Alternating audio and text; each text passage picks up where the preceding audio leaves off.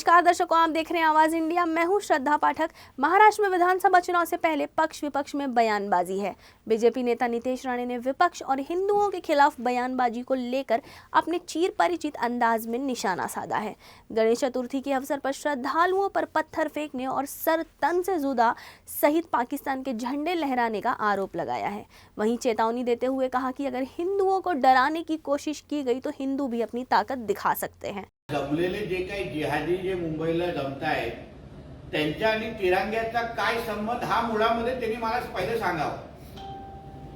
गणेश चतुर्थीच्या नंतर झालेल्या ईदच्या जे काही रॅली निघाल्या, मोहम्मद पैगंबरांच्या वाढदिवसानिमित्त जुलूस निघाल्या, त्या जुलूसमध्ये पॅलेस्टाईनचे झेंडे कसे फडकवले गेले, सर तन से जुदा हे नारे कसे दिले गेले, हिंदूंच्या विरोधात घाणेरड्या आई बहिणीवर घोषणा कशा दिल्या गेल्या, मंदिरांच्या बाहेर जोरात जोरात डीजे कसे लावले गेले। तुम्ही अगर संविधानाला मानत असाल तर या भारत देशामध्ये जिथे लोकसंख्या हिंदूंची जास्त आहे, 90% हिंदू इथे राहतात, मग इथे सर तन से जुदाच्या घोषणा कशा लागतात, इथे पॅलेस्टाईन ते झेंडे कसे फडकवतात, पाकिस्तान जिंदाबाद कसं आम्हाला ऐकायला मिळतं। म्हणून आज जे मुंबईमध्ये जे जिहादी जमलेले आहेत त्यांनी पहिले ह्या प्रश्नाचं उत्तर द्यावं। त्यांच्या हातात संविधान चांगलं दिसत नाही, त्यांनी पहिले आमची भगवद्गीता वाचावी। भगवद्गीताची 4-10 पान अगर वेळेत वाचले असते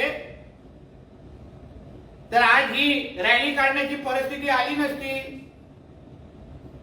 आमचे परमपूज्य महंत रामगिरी महाराज असतील किंवा आमच्यासारखे जे हिंदुत्ववादी कार्यकर्ते आहेत, आम्ही हिंदूंची बाजू लावून धरतोय, कुठल्या अन्य धर्माला काय बोलत नाहीये। हिंदूंना तुम्ही अंगावर येत असाल तर आम्ही शिंगावर घेऊ, हा संदेश आम्हा लोकांना त्या निमित्ताने वारंवार आम्ही देतोय।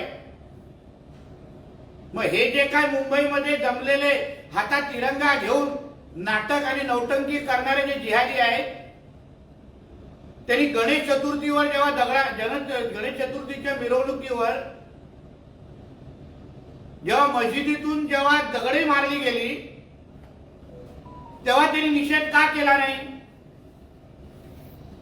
संविधानामध्ये सर्व धर्मांना योग्य सन्मान देणं हेच लिहिलेलं आहे ना। मग गणपतीच्या मिरवणुकीवर मारलेले दगड त्याचा तुम्ही निषेध करत नाही आणि तुम्ही आता संविधानाची कशी भाषा बोलता?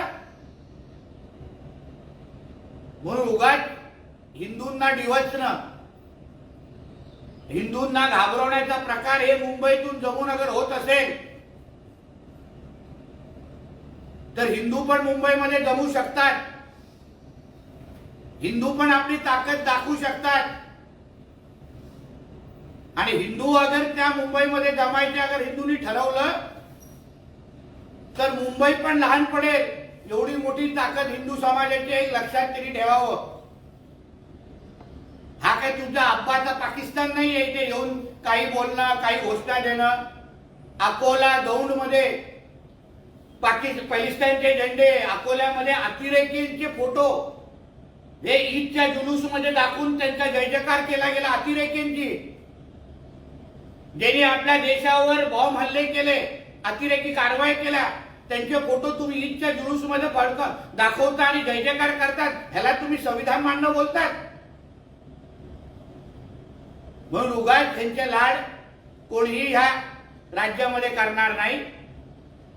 तुम्ही तुमच्या जिहाद्यांना पहिला आवरा, तुम्ही सर तन से जुदा हे घोषणा थांबवा, तुम्ही पहिला सर्व धर्म समभाव ज्यांच्या इस्लाम मध्ये गैर मुस्लिम हे दर्जेहीन आणि नीच आहेत आणि काफिर आहेत हे अगर लिहिलं असेल तर ते आमच्या गणेश चतुर्थीच्या मिरवणुकीवर दगडच मारणार ना।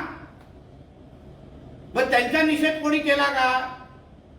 आम्ही हिंदूंनीच आमच्या देशामध्ये सणासुदी साजरी करायची नाहीये का?